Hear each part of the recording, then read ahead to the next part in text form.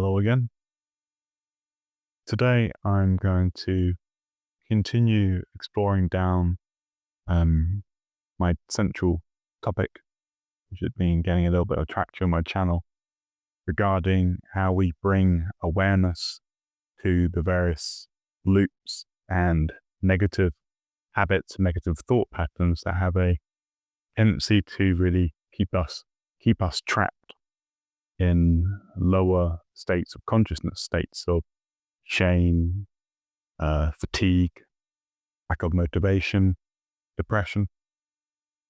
I want to sort of describe this process whereby we can bring our awareness to a part of ourselves which we want to change, and how we can change something about ourselves through this sort of illumination of consciousness. Because, like I said before, you cannot heal something that you have not first acknowledged within yourself. And of course, many of our wounds and traumas, they continue to harm us in sort of the darkness of our unconsciousness. They continue to have this negative effect in our life because they are unprocessed and they're unacknowledged, they're ignored, because often it is very confronting. It can be quite scary, it can be quite fear-inducing to see a part of yourself which has been, a part of your life. Perhaps it's this sort of this internal shame that you have related to a past version of yourself.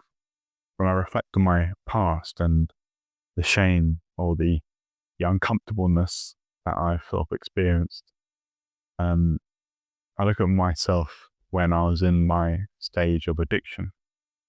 Sometimes this sort of comes up for me when I'm looking through old photographs or old social media posts, old messages, and I see a portal into the consciousness that I was in. And it can make me cringe a little bit when I look at that, because, now in my more healed state, I'm very, very different. So currently I'm sort of grappling with holding and accepting that part of myself, whilst also acknowledging the growth that has occurred. And part of that process is, of course, not sort of ignoring or trying to suppress that cringy feeling that we feel regarding our past self or perhaps our current self. Perhaps it's even more uncomfortable when you feel that sort of cringe and shame at who you are currently. And I think, it's a position of privilege, I would say earned privilege, that I can feel that cringiness to my past self. Though, of course, in the moment in the past, I probably felt the same. I didn't feel a shame at the current self. I knew I was wounded, but that shame, that cringy feeling wasn't present at the time, or at least it was very present in a very minimal way. And I think this sort of brings me to this point where if we have shame, shame should not be a dominating emotion, because shame, of course, it's a low density emotion. It's a very heavy sort of feeling. It's not a feeling that expands you into being excited or fascinated or energized. It really shrinks you. It's okay and normal to acknowledge shame when it arises, but it is also even more important to release it. And how we release shame is through acknowledging the flaw, acknowledging the mistake, but also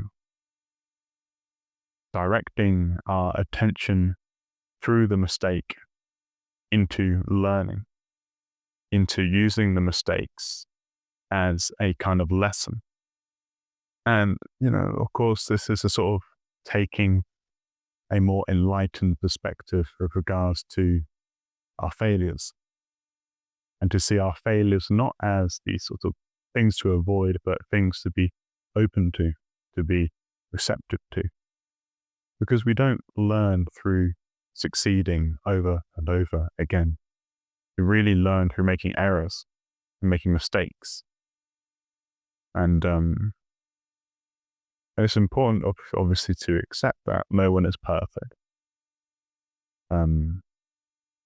Whilst many sort of people online will wish to present a sort of a facade of perfection, that facade obviously is not authentic. Being authentic is being truthful to the flaws, to the wounds, to the imperfections, to everything, both the good and both the bad, and being able to sort of march through that. And so to sort of come full circle to what I began talking about with regards to how do we break bad habits, how do we break these negative cycles that we may find ourselves currently in. Like I said, the first step is to acknowledge it, to acknowledge all the various emotions that we have about that bad thing, whether it's an addiction that we're in, which is something I talk about a lot, but it could be anything, a traumatic memory, a bad relationship, this feeling of missing out on life or something. Whatever that feeling is, you should look at that feeling, that negative cluster in your consciousness, and look at what it teaches you. Because when you look at what things teach you, you're taking a more empowering perspective.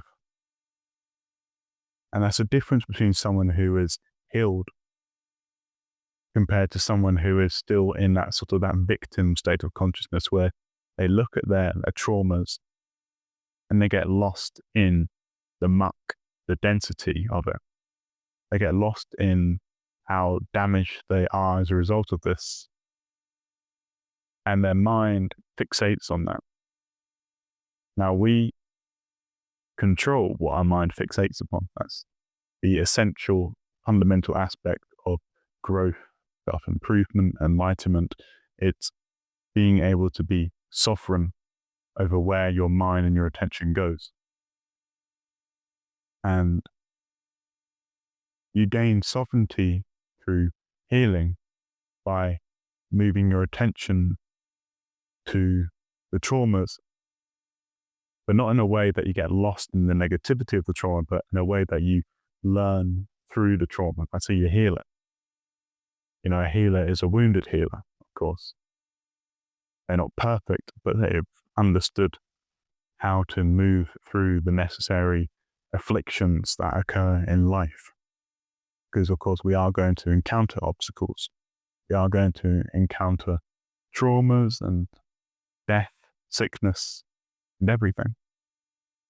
And the point is not to avoid such things, but to confront them earnestly, and to treat them as initiations into wisdom, deeper awareness of life, the patterns of life, and to find truth through such things.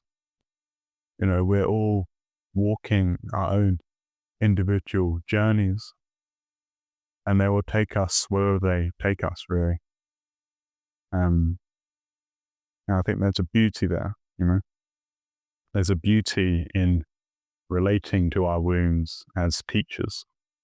At least that's a perspective that has helped me in integrating my past and moving towards a state where life is more peaceful. But yeah, I hope that's been interesting. That's been insightful. And enjoy the rest of your day.